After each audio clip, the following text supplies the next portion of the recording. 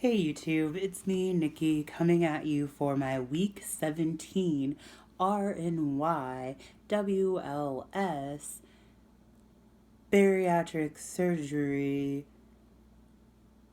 gastric bypass update. I couldn't remember all the things I usually say, but I'm coming at you to tell you what's been going on in the last week. So my starting weight, or my heaviest weight, was 356 pounds. My surgery weight slash starting weight was 323.3. My weight last week was 264.4, and this week I am 263.8 pounds, so I'm down 1.4 pounds this week. I have really been hitting this weight loss stall phase, and I know it happens. I know it's a natural part of weight loss surgery, and I'm trying not to be upset about it. Definitely going to make an appointment with my nutritionist and see what she suggests and helping with some of the stall that I've had going on. But I'm still doing it. I'm still going to the gym. I have started jogging at the gym. I think I've mentioned that a little bit. I have started to do at least a mile, usually 2 miles, and I am down to about a 12-minute mile, depending on how I'm feeling. So things are going well there. I do need to start doing some like toning exercises and some ab work because when I look at my stomach, it's not cute. It's getting really not cute. Like there's like the loose skin, which I know is part of weight loss surgery. I'm praying that it tones up. You can kind of see, well, you can see the muscles coming, so that's cool. This is all good. But little Rodolfo the duck here is getting a little saggy at the bottom. But, I'm hoping that once more fat comes off, it'll start to tone and the skin will tighten. Other than that, what's been going on? I was supposed to do a podcast about my weight loss journey tonight, and unfortunately, the host is feeling under the weather. One of the hosts is feeling under the weather, so that was canceled. And so I figured I might take this video to kind of tell you a little bit. I know I did at the very beginning when I decided to do a YouTube channel. I probably made a video about my weight loss journey. But I know that tonight's episode of the podcast that I was going to do was meant to be about, what was it called? Embracing your health, like learning to love yourself, and a little bit about self-love. It was like their Valentine's Day episode, and a little bit about self-love in the face of body positivity and things about yourself that you don't necessarily always like. So I figured I'd share a little bit of that story with my YouTube family and my subscribers, and hopefully it will suffice for the podcast, even though I don't know what questions they were going to ask me. So this is just going to be me talking about my experience. So I guess I'll start from the moment that I realized I was overweight. I was not a pudgy baby. I was a long baby. I was 21 inches and like 6.4 pounds when I was born. So I wasn't a big baby. I was a tiny baby, a tiny tall baby. I think I was 22 inches. I feel like my mom told me 22 inches, 6.4 pounds. So it was a long, lean newborn. And then I don't remember, but I know from pictures that I wasn't a chubby kid up until I was like 5. At 5, I do have memories of going to my kindergarten physical and around 4, when I look at pictures at age 4, I could see this little like poop, like the beginning of a little pot belly. And then I remember going to my kindergarten physical and the doctor saying that I was really tall, but I was also 105 pounds. So for those of you viewers out there that are tiny, tiny people and are 105 pounds, imagine that as a 5-year old. And I just remember thinking that like 100 was a big number at 5, you know? Kids probably don't have as much worries and concerns about their weight as adults do. I mean, not probably, they definitely don't. But I just remember thinking, well, that's kind of a big number. I didn't know what other kids weighed, but I just knew that that sounded kind of large. Um, and so that was the first time that kind of like weight and weight issues got stuck in my head. And then I remember back then, my doctor said I was perfectly healthy. Um, so I went on about my kid life, did what I could in school, got good grades, joined all of the clubs, started playing instruments, like, was a nerd, loved to read, loved school. I was that kid. Um, got along with most people and was very social and very happy childhood, very blessed childhood. But then I remember feelings of uncomfortableness in like junior high, like 7th grade was junior high for us, 8th grade was middle school, and then you went to high school in 9th grade. And I feel like 7th grade was the first time when like I felt fat. Um, I was athletic, I was playing basketball, but I knew that I was big. And that was the first time that like I started getting insecure about it, and I started going shopping more. I mean, me and my mom were always big shoppers throughout my entire childhood, so like I knew there was something weird when I was like going to the, I don't even remember what the section was called, because I know boys was called Husky, but I don't know what girls, chubby girls section was called. But I do remember having to shop at Sears and the McDonald's kids section, which, the irony of there being a plus size kids section that was branded by McDonald's is like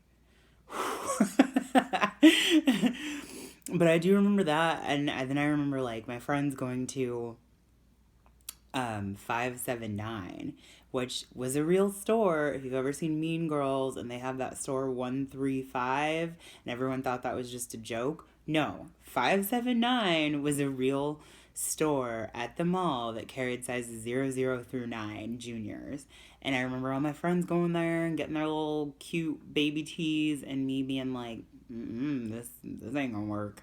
And having to shop at like Lane Bryant. I remember discovering Lane Bryant freshman year of high school and pretty much hating everything because it looked like something a grandma would wear. So I just struggled with that. And I was still going to the doctor and hearing that I was healthy. Fast forward a few years to graduate school, which was like the height of stress and my partying days and chain smoking and just excess. It was like ancient Greece. That was what grad school was like. But then like maintaining to get good grades and teach classes too. Um, so that was when I was having, I was in a very, very bad romantic relationship. And I don't want to get too much into that, but it was stressing me out, and I was nervous a lot because this person made me nervous. And so I went to the doctor because I one day thought I was having a heart attack. My chest was tightening, and I felt really ill. And my doctor told me my blood pressure was super high. Oh, I guess I skipped an important part, that at 18, I felt really sick and I was diagnosed with diabetes. I went to the doctor and they sent me to the ICU for 5 days and told me I had diabetes. And it was a really weird age because it wasn't juvenile diabetes and it wasn't quite type 2 diabetes. But I was diabetic, and they put me on a ton of medicine. They put me on insulin, they put me on pills. And so when I went to college, I was getting really sick and like passing out in my classes because insulin was too intense for me. Um, So then graduate school I went, and I wasn't having a heart attack, thankfully, but my blood pressure was through the roof. And I knew at the time that I needed to like get better, but I guess I wasn't mentally there. I mean, I was in a terrible relationship, so that tells you something about how I felt about my self worth. Um, and I'd always thought of gastric bypass as a possibility. I'd researched it since I was like 16 years old and talked to my parents about it, asked my parents about it, and they were just like, you can work out, you can work out, you can work out, or you can do something about it, whatever. Well, it finally got to the point where I'm 32. I don't know if I've ever said my age. I'm 32, and it was my 32nd birthday, and I'm feeling like I've been in a job for a couple years now, and I have great health insurance, and I really want to take control over my life. I was tired of being unhappy. I started seeing a therapist a couple years ago, and I just felt like it was failed relationship after failed relationship after failed relationship. I thought that if I found someone who loved me, then I would be happy in life. But it turns out, I know it's cliche, but for me especially, I can't find someone else to bring my happiness. They can contribute to it and I can contribute to theirs, but I have to find my own happiness. I'm kind of a go getter and I like to achieve things. So I had to put myself first, and um, I met with a therapist and we had discussed it because I knew I'm such a go getter that I started researching the steps to having an insurance company approve gastric bypass. And I knew that they were going to send you to a nutritionist. I knew that your general practitioner had to agree to it. I knew that she would therefore, or she or he would therefore refer you to a surgeon. And I knew that you had to meet with a therapist to make sure that you were mentally ready for the changes of losing weight and being healthy. So I started doing all those things on my own because that's how I am. So I started meeting with a therapist and I met with my general practitioner. She told me she wanted to see me trying to work out for a year to a year and a half before she would send me to a surgeon. So I did that and I met with the therapist, I met with the nutritionist, and then she referred me to Dr. Franza. And I was so happy. I remember the day that, she was like, okay, here's the recommendation to go see the surgeon. I was so happy. And for me, I've spent my whole life trying to find my happiness outside of myself. So, do I still want to meet someone that brings joy into my life and that loves me as deeply as I love them? Of course. But I think I definitely needed to have this surgery and to put myself and my health first to find that. I did not, my diabetes were still not controlled. My blood sugars would go up and down and up and down. Now they are normal A1C blood sugar glucose range as a healthy person, but that is thanks in part to my lifestyle changes and the gastric bypass. So I'm like condensing this and making it really short because I'm pretty sure I'm making this a really long video. But for me personally, I guess when it comes to self love and self acceptance, I've never struggled with being different. Growing up in a predominantly Caucasian suburb of Southern Illinois, right outside of St. Louis, I was being 6'1" at the age of, gosh, I don't know, probably like seventh or eighth grade, being the big black tall girl. I never had problems making friends. Most of the time, I could find someone cute to date. Not as much as I would want to, but definitely never had a problem finding cute people to make out with. um, and I think that helped me in a way that being othered is hard. It is hard. But I was always so focused on other things in my life that brought me joy and contentment and having great friends along the way that I struggled when I was by myself. I struggled alone and I didn't talk to people about it. And so if you can't find your joy in other people or other things, I finally realized, well, I have to look at the root of the issue. And doing that was looking at myself and the changes that I needed to make for myself. So, being othered, I was very lucky to have parents that told me from day one. I think when I came out of the womb, my mother probably told me that I could do anything and everything that I wanted to do in my life. And I know that some people don't have that support. And my father was just as supportive, telling me that I could do whatever I wanted. They were like, you're intelligent, you're well spoken, you carry yourself well, so go for it, baby. That's all I ever heard from them. But somehow, for some reason, there was this emptiness, always. And I feel like recently, it's not completely gone, but recently, a lot of that has lifted. The weight of weight loss surgery, the weight of that issue is lifted from weight loss surgery.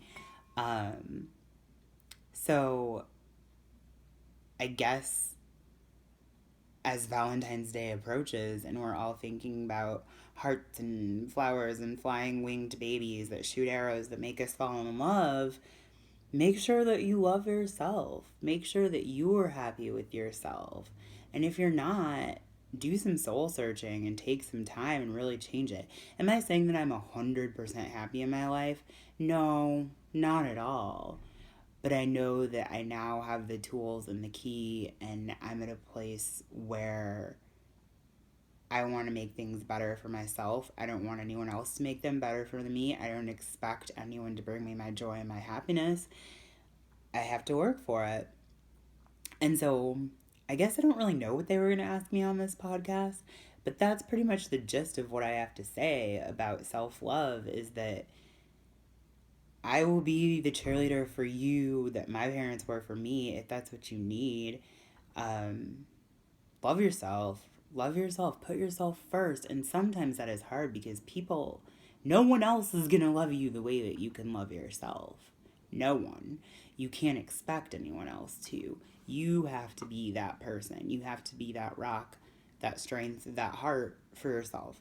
So if anyone is ever struggling with that, feel free to talk to me about it because that is something that's super important. Yes, my parents were there for me, but I wasn't there for myself for a long time. And now I am, and it feels super good. And I only see good things happening in the future.